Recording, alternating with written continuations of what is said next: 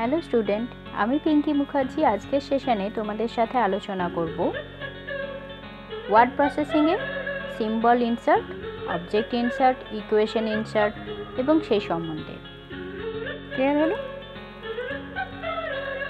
এরপর ইকুয়েশন কেন আমরা ব্যবহার করি না, ডকুমেন্টে একই রকমের কোনো কিছু টাইপ করার সময় কোনো ম্যাথমেটিক্যাল ইকুয়েশন যদি প্রয়োজন হয় এবং সেই ইকুয়েশনগুলি যদি কিবোর্ডের মাধ্যমে না লিখতে পারি আমরা, তখন ইকুয়েশন অপশনের মাধ্যমে সেই ইকুয়েশনগুলো আমরা টাইপ করতে পারবো।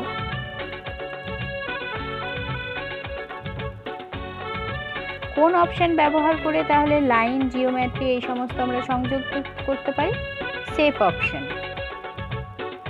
কোন ট্যাবের কোন গ্রুপের মধ্যে সিম্বল অপশন পাওয়া যায়? ইনসার্ট ট্যাবে সিম্বলস কমন গ্রুপে।